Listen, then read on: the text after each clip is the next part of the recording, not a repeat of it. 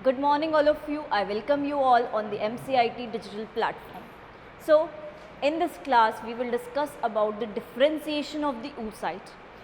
क्योंकि हम growth phase पढ़ रहे थे, ग्रोथ फेज़ में साथ साथ डिफरेंशिएशन या विभेदन जिसे आप बोलते हो, विभेदन भी साथ साथ चलता है। तो डिफरेंशिएशन की जब मैं बात कर रही हूँ,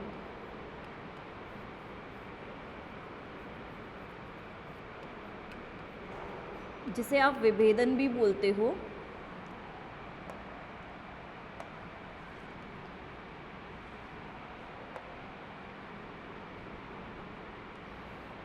oocyte में विभेदन कैसे होता है, कब होता है, ये हमें देखना है। तो विभेदन के अंदर मेनली मैं बात करूँगी, 3 प्रकार के चेंजेस होते हैं, 3 टाइप के चेंजेस होते हैं।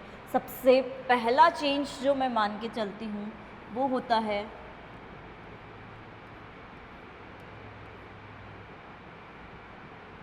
पोलर एक्सिस की स्थापना, या आप बोल सकते हो एस्टैब्लिशमेंट ऑफ पोलर एक्सिस, कि पोलर एक्सिस किस तरह से एस्टैब्लिश होगी। दूसरा चेंज जो देखने को मिलेगा वो मिलेगा यहाँ पर सिमेट्री, जिसे आप सममिति भी बोलते हो, सममिति की स्थापना। ठीक बात। तीसरा चेंज जो हमको यहाँ देखने को मिलेगा वो होगा कॉर्टिकल विभेदन या कॉर्टिकल डिफरेंशिएशन।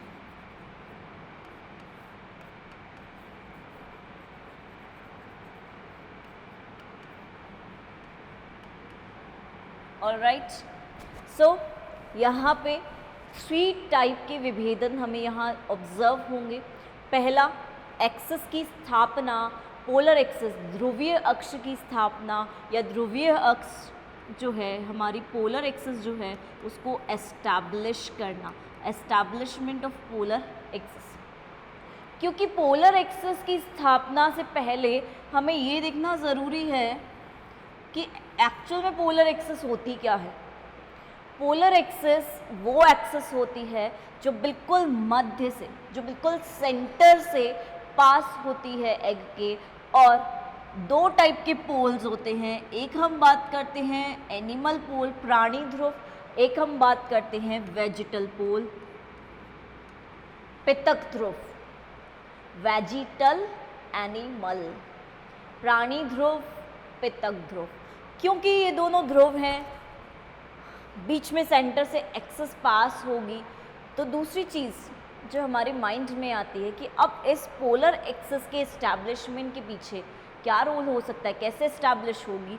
तो 3 बेसिक थ्योरीज दी गई हैं, अलग अलग साइंटिस्ट ने दी है, और उनके अनुसार जब मैं बात करती हूँ तो उनके अनुसार वो ये कहते हैं कि अलग अलग पदार्थों के प्रवाह के द्वारा, क्या मूवमेंट है पदार्थों का, सब्सटेंसेस का, उसके द्वारा जो अक्ष है वो स्थापित होती है। तो हम देखते हैं कि इनका क्या कहना है, क्या कहते हैं ये साइंटिस्ट।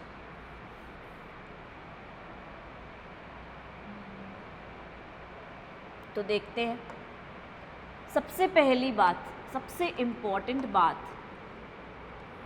फर्स्ट जो थ्योरी आती है ऑक्सीजन की दिशा, ऑक्सीजन का डायरेक्शन।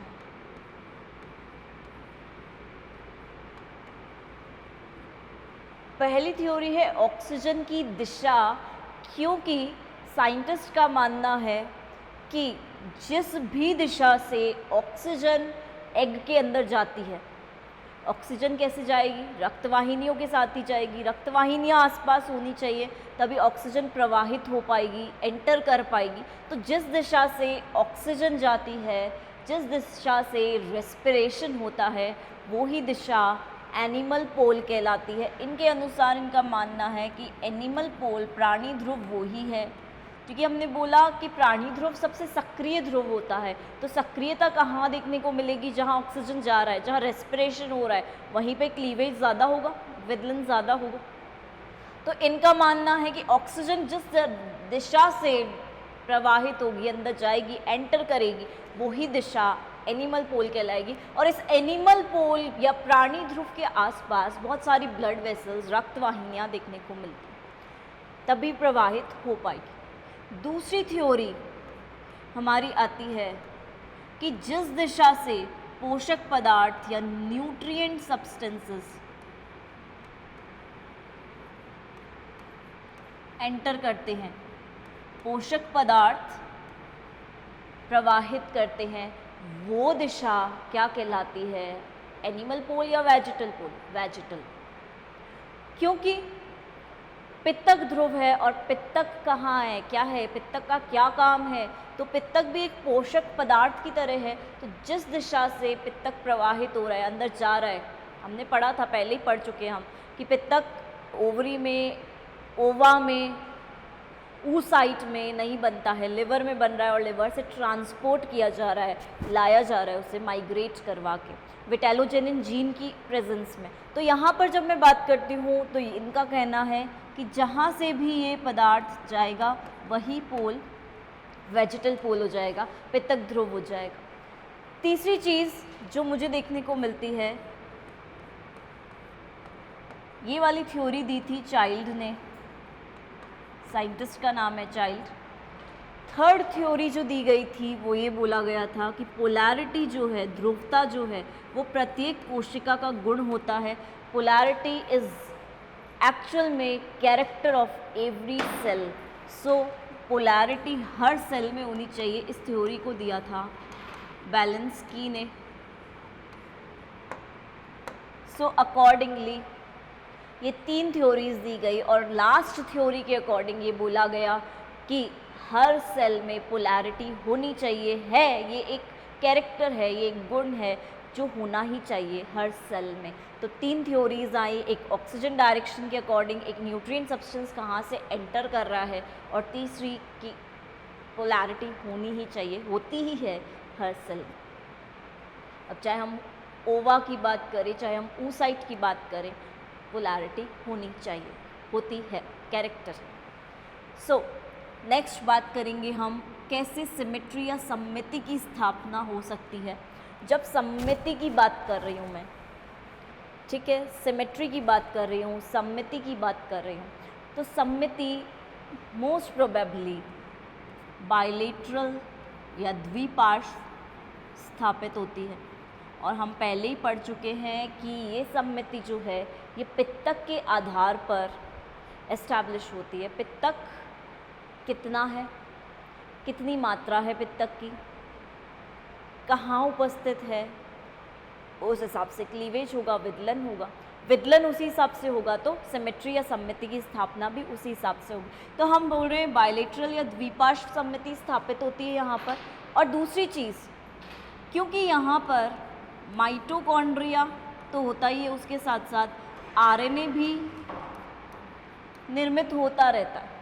हमने बोला माइटोकॉन्ड्रिया तो है ही, लेकिन माइटोकॉन्ड्रिया के साथ साथ आरएनए जो है वो भी बन रहा है। अब आरएनए के ही आधार पर हम एक और चीज़ का निर्धारण कर सकते हैं कि जहाँ जिस दिशा में, जिस ओर आरएनए की मात्रा ज़्यादा है, वैसे तो हम बोलते हैं कि नीचे की तरफ अगर योक है, वेजिटल पोल की तरफ पित्तक है, तो ऊपर वाला जो एरिया, साइटोप्लाज्म वाला जो एरिया है, वहाँ पर माइटोकॉन्ड्रिया और आरएनए बन रहे हैं, ग्रो कर रहे हैं साइज़ में। दूसरी चीज़, जिस दिशा में आरएनए की मात्रा ज़्यादा होगी वो दिशा बन जाएगी पृष्ठ दिशा या डोर्सल साइड। वहीं जिस दिशा में आरएनए की मात्रा कम होगी, आरएनए की मात्रा कम होगी, वो दिशा बन जाएगी वेंट्रल साइड या अधर सतह। सीधी सी बात है, आरएनए ज़्यादा डोर्सल साइड, उसके अपोजिट वाली दिशा पृष्ठ सतह के अपोजिट होती है अधर सतह, तो वेंट्रल साइड का फॉर्मेशन हो जाएगा। तो ये बात हुई हमारी सममिति की कि सिमेट्री किस तरह से यहाँ पर इस्टेब्लिश होती है। नाउ अब बात आती है हमारी थर्ड चीज़ की, third and most important thing, जिसे हम बोलेंगे कॉर्टिकल डिफरेंशिएशन। इसको हमें देखना बहुत ज़रूरी है क्योंकि कॉर्टिकल डिफरेंशिएशन की बात कर रही हूँ मैं। कॉर्टिकल डिफरेंशिएशन सबसे पहले बात करेंगे कि जो एग है उसमें आउटर वाला जो भाग होगा, आउटर जो रीजन होगा, उस रीजन को हम कॉर्टेक्स कहते हैं।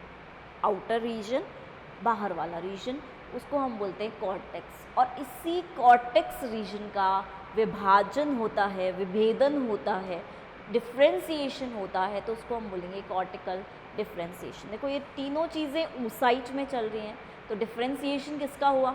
ऊसाइट का। तो जब कॉर्टिकल डिफरेंशिएशन की मैं बात करती हूँ तो कॉर्टिकल डिफरेंशिएशन में मैं दो टाइप के रीजन्स देखूंगी, एक outer cortex region, outer region, और एक इनर रीजन। एक बाहरी, एक आंतरिक। बाहरी आउटर रीजन को मैं कॉर्टिकल लेयर भी बोल सकती हूँ, कॉर्टिकल लेयर। वहीं जब मैं इनर रीजन की बात करती हूँ, आंतरिक रीजन की बात करती हूँ, तो मैं इसको एंडोप्लाज्म भी कह सकती हूँ। अंदर है ना, तो एंडोप्लाज्म, एक्टोप्लाज्म नहीं बोल रही हूँ, एंडो, अंदर की तरफ है लेयर, तो उसको मैं नाम दे रही हूँ एंडोप्लाज्म। एंडोप्लाज्म की बात कर रहे हैं, ठीक। तो अब इन दोनों लेयर्स में भी हमें डिफरेंसेस देखने को मिलेंगे, क्योंकि बाहर वाली लेयर है, अंदर वाली लेयर है। मान लिया हमने इस बात को, मान लिया हमने इस बात को, बाहर अंदर वाली लेयर है, बट कुछ ना कुछ डिफरेंस भी तो होगा, तभी हम बोल रहे हैं कि ये बाहर वाली, ये अंदर वाली। अब सीधी सी बात है, बाहर वाली लेयर है तो थोड़ी सी, क्या हम ये मान के चल सकते हैं कि ये सॉलिड होनी चाहिए ताकि शेप जो है वो मिल सके। तो ये लेयर कैसी होती है? थिक होती है। थिक होने के साथ साथ इस लेयर में अगर मैं बात करूं तो क्या थिकनेस होगी, ये मान लिया। थिकनेस के साथ साथ, क्योंकि मैंने बोला ये लेयर थिक होती है, और थिक होने के साथ साथ ये क्या भी करेगी, संरचना या स्ट्रक्चर को शेप प्रोवाइड भी करेगी, ठीक है। जो भी संरचना है इसकी, उसको एक शेप प्रोवाइड करेगी, उसी शेप में रखेगी। अगर थिन होगी, पतली होगी, मोटी नहीं होगी, हार्ड नहीं होगी, सॉलिड नहीं होगी, तो क्या हो जाएगा? शेप ही नहीं रह पाएगी। सर्कुलर शेप अगर हम बोल रहे हैं इसकी, तो सर्कुलर शेप नहीं रह पाएगी, वो शेप अनियमित आकार की होने लग जाएगी, जैसे अमीबा में देखने को मिलता है। तो यहाँ पर मैं बात कर रही हूँ थिक लेयर है, स्ट्रक्चर भी है, लेकिन इसके साथ साथ एक और चीज़ जो देखने को मिलेगी, लेयर थिक है बोल दिया, ठीक। अब इसके अंदर क्योंकि संरचना बननी है, तो एक्टिन जैसे, एक्टिन नहीं बोल रही हूँ मैं, लेकिन एक्टिन जैसे ही प्रोटीन्स उपस्थित रहते हैं जो संरचना को बनाने में मदद करते हैं, हेल्प करते हैं। वहीं इसी के साथ साथ यहाँ पे और क्या भी होता है? एक टेंसिबल प्रोटीन, तन्य प्रोटीन जिसे आप बोलते हो, वो भी देखने को मिलेगा। और तन्य प्रोटीन, टेंसिबल प्रोटीन क्या करेगा? उसको टेंसिबिलिटी, तन्यता देगा। दूसरी चीज़, इसको आप टीपी से भी शो कर सकते हो, तन्य प्रोटीन है। अब टीपी के साथ साथ यहाँ पे हमें एक और चीज़ जो देखने को मिलेगी, वो माइक्रोट्यूब्यूल्स, सूक्ष्म नलिकाएं, क्योंकि इनसे भी क्या होता है? संरचना का निर्माण होता है। तो माइक्रोट्यूब्यूल्स भी देखने को मिल सकते हैं। वहीं एंडोप्लाज्म की बात करूँगी तो ये इतना थिक रीजन नहीं है, प्लस यहाँ पर सारे ऑर्गेनल्स पाए जाएंगे। जितने भी कोशिका अंग होंगे वो यहीं देखने को मिलेंगे, अंदर वाले भाग में, आंतरिक भाग में। और ऑर्गेनल्स कौन कौन से हो सकते हैं? बात करूँ, माइटोकॉन्ड्रिया हो सकता है, गोल्जी बॉडीज़ हो सकती हैं, राइबोसोम हो सकता है, ER हो सकता है। सो ये सारे जो है ये ऑर्गेनल्स कहाँ रहेंगे, एंडोप्लाज्म में। दूसरी चीज़, क्योंकि एंडोप्लाज्म में ऑर्गेनल्स हैं तो इसके साथ साथ एक इम्पॉर्टेंट चीज़ कॉर्टिकल ग्रेन्यूल्स, कॉर्टिकल कणिकाएँ जिन्हें आप बोलते हो, तो कॉर्टिकल ग्रेन्यूल्स भी हमें देखने को मिलेंगे। यानी कि बनते कॉर्टिकल ग्रेन्यूल्स कहाँ हैं, कहाँ बनते हैं, एक मिनट, कहाँ बनते हैं, यहाँ पर एंडोप्लाज्म। होते कैसे हैं, सर्क्यूलर, सर्क्यूलर होते हैं, राउंड इन शेप होते हैं। और इसी के साथ साथ होता क्या है इनके अंदर प्रेजेंट, इनके अंदर पॉलीम्यूको पॉलीसेकेराइड जिसे आप बोलते हो, कार्बोहाइड्रेट्स के पॉलीमर्स प्रेजेंट होते हैं। तो म्यूको पॉलीसेकेराइड से भरे हुए रहते हैं, म्यूको पॉलीसेकेराइड्स से भरे हुए रहते हैं। और एक और इम्पॉर्टेंट चीज़ कि बन ये रहे हैं एंडोप्लाज्म में, और बनने के बाद ये आ जाते हैं कॉर्टेक्स भाग में, कॉर्टिकल लेयर में। तो इस कॉर्टिकल लेयर के कारण जहाँ प्रेजेंट होंगे उसके कारण इसे क्या नाम दिया जाएगा, कॉर्टिकल ग्रेन्यूल्स। तो बन रहे एंडोप्लाज्म में और फिर बाद में बाहर भेज दिए जाते हैं, सीधी सी बात। दूसरी चीज़ जो मुझे देखने को मिलती है, जो हम सुनते हैं कि कॉर्टिकल ग्रेन्यूल्स जो हैं, क्योंकि इनमें पॉलीम्यूकोसेकेराइड्स भरे हुए रहते हैं या म्यूकोपॉलीसेकेराइड्स भरे हुए रहते हैं, तो जब फर्टिलाइजेशन होता है, सीधी सी बात, ध्यान से सुनने वाली बात, जब फर्टिलाइजेशन होता है, निषेचन होता है, निषेचन के समय पर एक इम्पॉर्टेंट चीज़ देखने को मिलती है कि कॉर्टिकल रिएक्शन होता है। कॉर्टिकल रिएक्शन, कॉर्टिकल क्रिया होती है।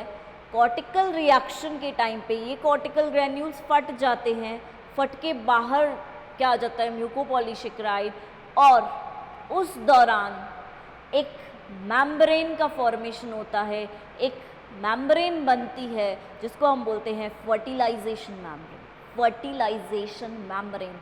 यानी कि फर्टिलाइजेशन के टाइम बनती है। और कब बनेगी, जब एक शुक्राणु आ चुका है, फ्यूज़ कर चुका है।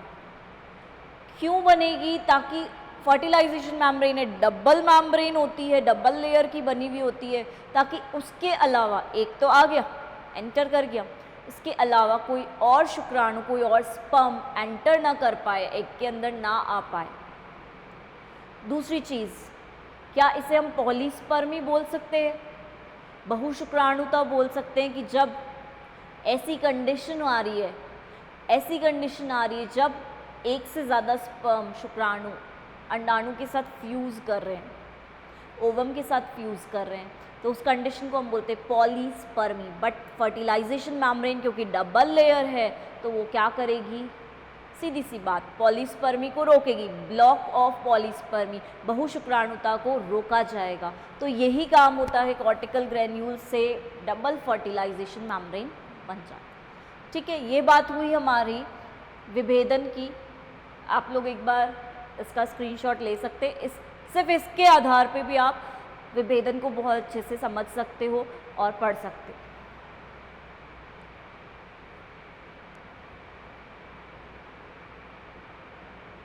नाउ चलते हैं हम विभेदन के बाद नेक्स्ट टॉपिक पे, क्योंकि ग्रोथ फेज के साथ साथ विभेदन चल रहा है।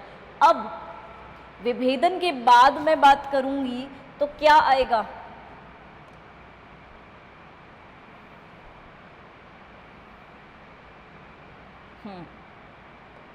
बात करेंगे विभेदन के बाद की, तो हमारे पास आएगा मैच्योरेशन फेज।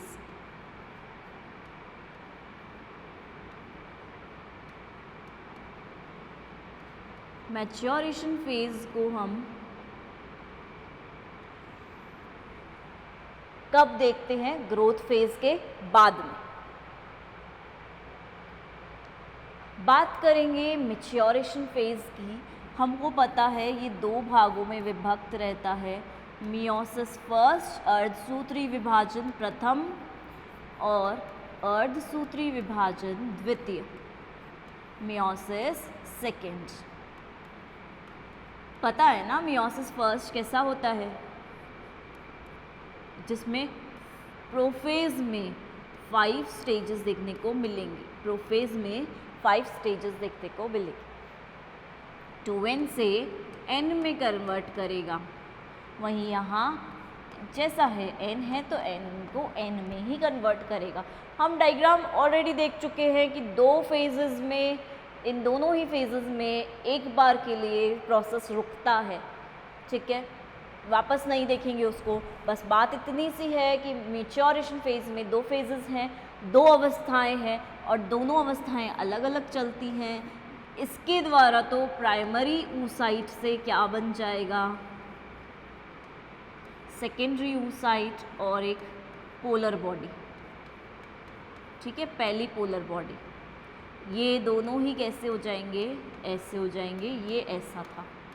और उधर देखेंगे तो उधर क्या हो जाएगा, सेकेंडरी oocyte से और पोलर बॉडी से, एक पोलर बॉडी से तो 2 पोलर बॉडी बन जाएंगी। वहीं यहाँ पे एक ओवम बन जाएगा और ओवम के साथ साथ एक और पोलर बॉडी बन जाएगी। तो एक प्राइमरी oocyte से 3 पोलर बॉडी बनती हैं और 3 पोलर बॉडी के साथ साथ और क्या बनता है, एक ओवम। और ये सारे के सारे कैसे होते हैं, हैप्लॉइड होते हैं, अगुणित होते हैं, ठीक है। तो सीधी सी बात हम यहाँ बात कर लेंगे क्रॉसिंग ओवर की। क्रॉसिंग ओवर होती है पिकाइटीन स्टेज में होती है, हमको पता है, हम ज़्यादा डिटेल में नहीं जाएंगे यहाँ पे, ठीक है। तो ये तो हमारी पूरी कंप्लीट बात हुई कि किस तरह से oogenesis चलता है। पहले मल्टीप्लिकेशन फेज़, फिर ग्रोथ फेज़, ग्रोथ फेज़ सबसे लंबी, विटालोजेनेसिस भी उसी में होता है, योग फॉर्मेशन भी उसी में होता है। एक ही बात है पित्तक निर्माण और विटालोजेनेसिस। दूसरी बात डिफ्रेंसिएशन होगा, डिफ्रेंसिएशन साथ साथ चल रहा है। और लास्ट बात मैच्योरेशन फेज़ हो गया कंप्लीट। कंप्लीट तो नहीं हुआ है, कंप्लीट करने के लिए हम बात करेंगे इसके ही सिग्निफिकेंस की, कि इसका क्या सिग्निफिकेंस रहता है, oogenesis का क्या सिग्निफिकेंस रहता है, oogenesis की क्या इम्पोर्टेंस रहती है, क्या महत्व रहता है, उसकी बात करेंगे। सो सिग्निफिकेंस, महत्व, क्या महत्व है, एक प्राइमरी oocyte से एक ओवम, बाकी सारी 3 पोलर बॉडीज बनती, ठीक। प्लस कर सकती हूँ मैं 3 पोलर बॉडीज, कर सकती हूँ ना, ठीक। दूसरा सिग्निफिकेंस, इसके कारण क्या हो पा रहा है, सारे n में बदल पा रहे हैं, हैप्लॉइड में बदल पा रहे हैं, अगुणित में बदल पा रहे हैं। और अगुणित में बदलेंगे तो क्या होगा, कंटिन्यूटी रखेंगे स्पीशीज़ की, जैसी स्पीशीज़ है उसको रिस्टोर कर लेंगे। 2n होती है, अगर डिप्लॉयड होती है स्पीशीज़ तो उनको वैसा का वैसा डिप्लॉयड ही बना देंगे। तो ये बात हुई कि कंटिन्यूटी ऑफ स्पीशीज़ मेंटेन करके रखते हैं, प्लस रिस्टोर कर देते हैं। और इसी के साथ साथ क्योंकि इसमें कॉर्टिकल क्रिया होती है, कॉर्टिकल रिएक्शन होता है, तो ये क्या करता है, पॉलीस्पर्मी से बचाएगा। तो कॉर्टिकल ग्रेन्यूल्स बनते हैं ना, तो कॉर्टिकल ग्रेन्यूल्स का निर्माण होता है जो बाद में हेल्प करेंगे, पॉलीस्पर्मी से बचाएंगे, पॉलीस्पर्मी को, बहुशुक्राणुता को होने ही नहीं देंगे। कॉर्टिकल ग्रेन्यूल्स, कॉर्टिकल कणिकाएं जिन्हें हम बोलते हैं, कुछ ऐसी होती है।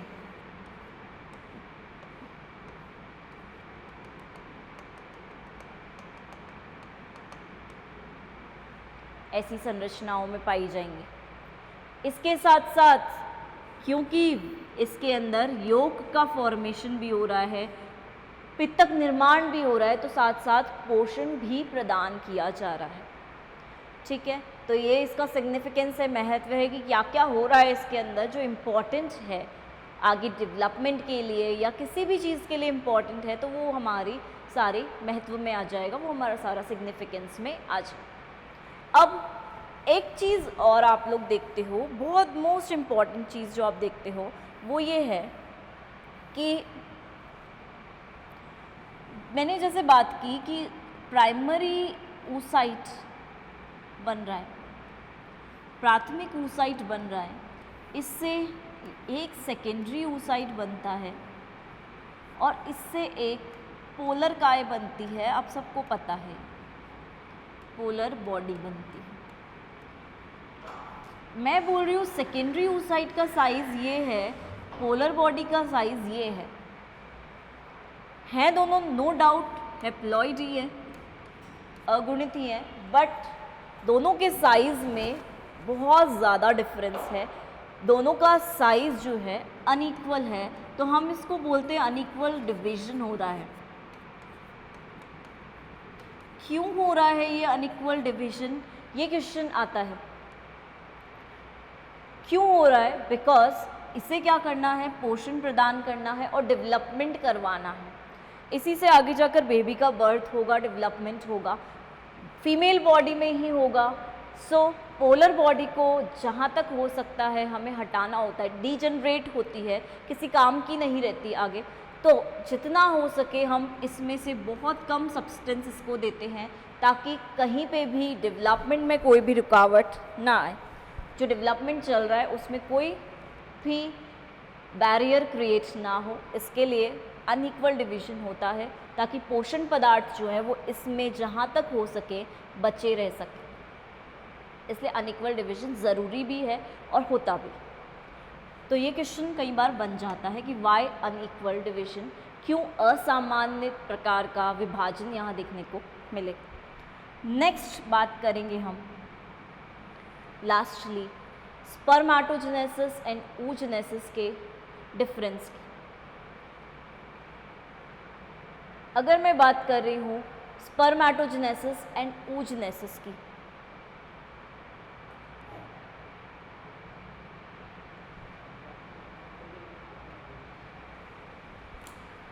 तो स्पर्मेटोजेनेसिस एंड oogenesis के बीच में कुछ डिफरेंसेस होते हैं, वो एक बार ऑब्जर्व कर लेते हैं। राइट, बात करेंगे स्पर्मेटोजेनेसिस की। स्पर्मेटोजेनेसिस में सबसे पहले बनता है प्राइमरी स्पर्मेटोसाइट, यहाँ बनेगा सबसे पहले प्राइमरी oocyte। दोनों कैसे होते हैं? क्रोमोसोम्स के वे में देखें तो दोनों में 46 क्रोमोसोम्स हैं, लेकिन दोनों कैसे होते हैं? 2n होते हैं, डिप्लॉइड होते हैं। अब इनसे आगे जाकर बनेंगे सेकेंडरी स्पर्मेटोसाइट और यहाँ बनेगा सेकेंडरी oocyte, लेकिन सेकेंडरी oocyte के साथ साथ यहाँ एक पोलर बॉडी भी बन रही है, यहाँ पे कोई पोलर बॉडी नहीं बन रही है। दूसरी चीज़, जब स्पर्मेटोसाइट सेकेंडरी बन गए तो उसके बाद क्या बनेगा? स्पर्मेटिड, और इन दोनों में ही NN है। वहीं यहाँ बात करेंगे तो सेकेंडरी oocyte से क्या बनेगा? ओवम बनेगा, ये भी N है, ये भी N है। और जब पोलर बॉडी की बात करेंगे तो पोलर बॉडी से भी 2 पोलर बॉडी बनेगी और इसके साथ भी एक पोलर बॉडी बनेगी। 3 पोलर बॉडीज़ फॉर्म हो रही हैं। सीधी सी बात। अब आगे चलेंगे, स्पर्मेटिड का डिफ्रेंसिएशन होगा तो ये स्पर्म में चेंज हो गया, ये आगे जाके फर्टिलाइजेशन में पार्ट ले सकता है। वहीं यहाँ बात करूँगी तो ओवम की बात कर रहे हैं, ओवम भी आगे जाकर फर्टिलाइजेशन में पार्ट ले सकता है। दोनों फर्टिलाइजेशन में पार्ट लेंगे।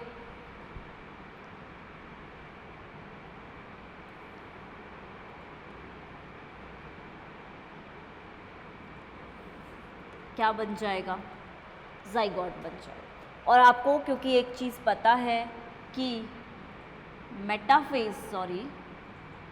मेटाफेज सेकेंड में अरेस्ट हो जाता है, और जब तक फर्टिलाइजेशन नहीं होगा वो अरेस्ट खुलेगा नहीं। तो जैसे ही फर्टिलाइजेशन हुआ तो ये क्या हो गया, यहाँ पर क्या चेंज देखने को मिला हमें, ये चेंज देखने को मिल